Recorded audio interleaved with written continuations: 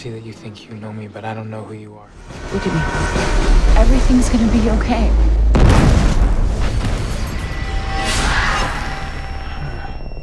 Captain Colter Stevens, this is Beleaguered Castle. Who's on the train, Captain? I don't know if I'm the goddamn train. Then go back and try again. Back where? You will have 8 minutes, same as last time. Wait, no,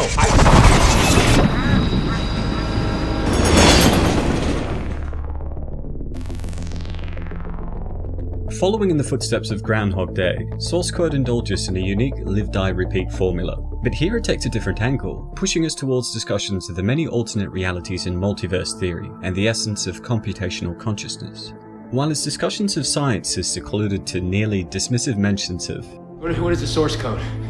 It's quantum mechanics, parabolic calculus. It's very complicated. its incredible narrative pace and performances has us questioning the very nature of reality itself. Waking up on a daylight train bound for Chicago, military pilot Captain Colter Stevens is rightfully bamboozled, surrounded by people he doesn't know, with a woman he's unfamiliar with, in a situation he didn't recall getting into, and, well, with a face that isn't his. Worse yet, he barely has enough time to freak out before the train explodes. But this isn't the end for Colter. Instead, he wakes up in yet another unfamiliar environment, this time a sci-fi cube, whose only interface with the outside world is through a small screen. On that screen, Captain Colleen Goodwin, the secret national security group known as the Beleaguered Castle, informs him that he has only one mission: to figure out who bombed the train he was just on. And with that, she transports him back to the beginning of the simulation. Scrambling for answers, he finds the bomb but fails to locate the bomber, with the explosion engulfing him once more, bringing him back to Captain Goodwin. This time she gives him some answers, explaining that the simulation he's in is that of a real event which occurred hours before, and that if he manages to find the bomber, he will prevent a future attack in Chicago. This is all facilitated by an experimental technology invented by Dr. Rutledge known as the source code, which uses the residual brainwaves of a recently deceased individual to recreate the last 8 minutes of their life, essentially allowing another individual's consciousness to be injected into those 8 minutes to explore it. In this case, Colter's consciousness has been plugged into that of teacher Sean Fentress, who died in the bombing on the Chicago train earlier that morning, in a process Dr. Rutledge calls time reassignment. Plugged back in, he tries to locate the bomber, which takes him off the train and into a completely different version of those last 8 minutes, eventually resulting in him getting hit by a train. This almost derails the entire project, shutting down the life support in this box, but the team managed to get it back under control.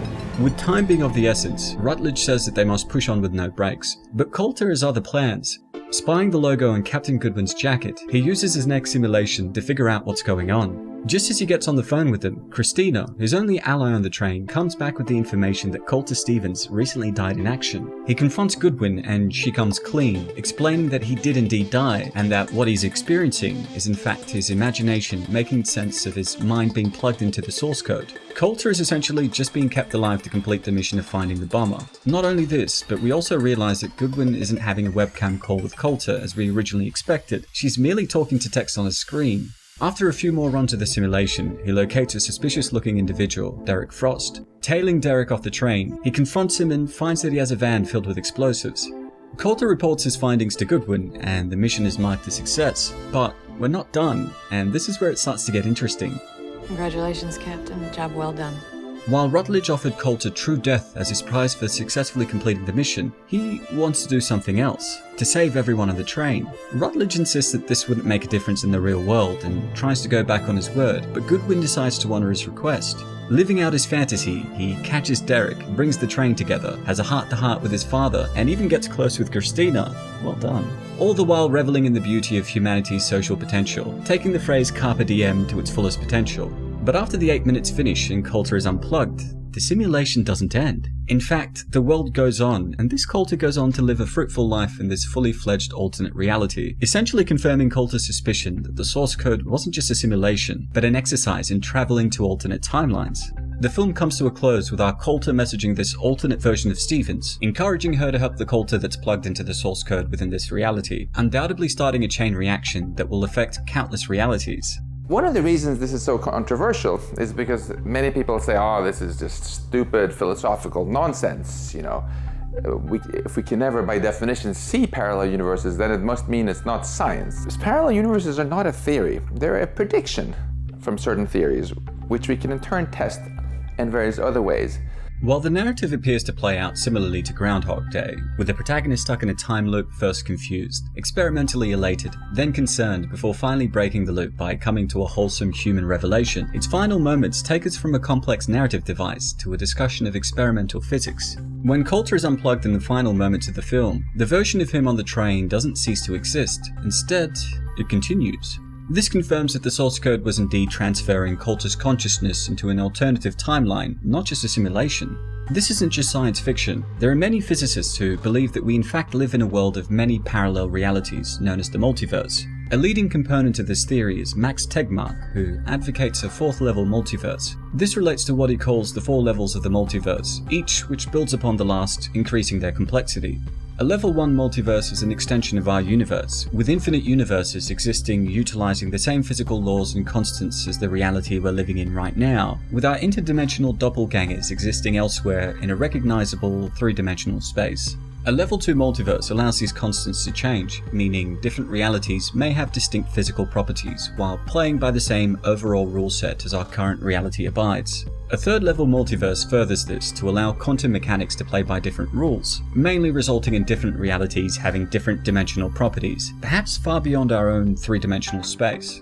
The highest 4th level multiverse is, according to Tegmark, one where all realities can abide by different mathematical structures, essentially suggesting that they could change the rules so much and that they would be so different from our own reality that we may not even recognize them. While these are incredible simplifications of Tegmark's cosmological theory, they help us place source code into a specific branch of the multiverse, essentially level 3, due to the fact that time is not a constant, with Coulter being catapulted back and forth between alternative dimensions and the beleaguered castle computer. Understanding Coulter's placement as multiverse travel, not time travel, differentiates source code from other films like Groundhog Day, Edge of Tomorrow, and even recent games like Deathloop. The narrative of source code is separated away from simply a protagonist learning how to come to terms with the human condition, to one which deals with the confusing realization that we, right now, may well be living in a multiverse where infinite versions of ourselves exist. Another moment which is worth highlighting in source code is this one. I'm asking you, just send me. Although this moment is gone within an instant, it bombards us with questions of artificial consciousness. Most pressingly, what would it be like to have your consciousness uploaded to a computer network?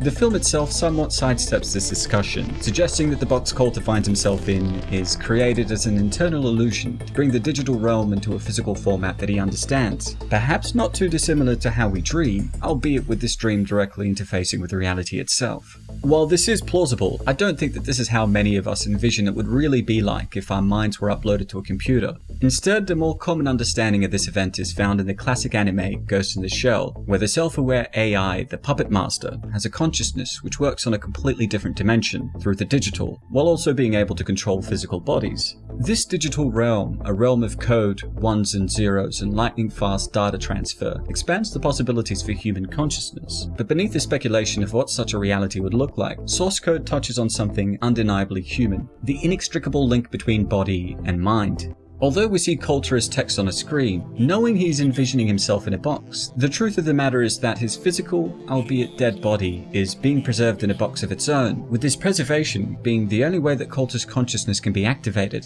In other words, Dr. Rutledge's source code never truly dissociates Coulter from a physical body as the host for his consciousness, as that consciousness either resides in his dead body or the live body of Sean Fentress in the alternate dimension of the multiverse. And to be fair, this is exactly what most contemporary debates on computer-human consciousness are still trying to tackle. Can the human mind ever truly be detached from the human body? From the multiverse to consciousness, underneath its fast-paced filmmaking and engrossing plot, source code indulges in some complex existentialist themes that will have you scratching your head for days to come. Well, that's all for today, folks. If you enjoyed the video, don't forget to hit like and subscribe to stay up to date on all my content. And yeah, if you have any other suggestions, feel free to leave them in the comments below. As always, it's been a pleasure. Niyat here with Film Comics Explained. Thanks for stopping by. Look at all this. What? All this life.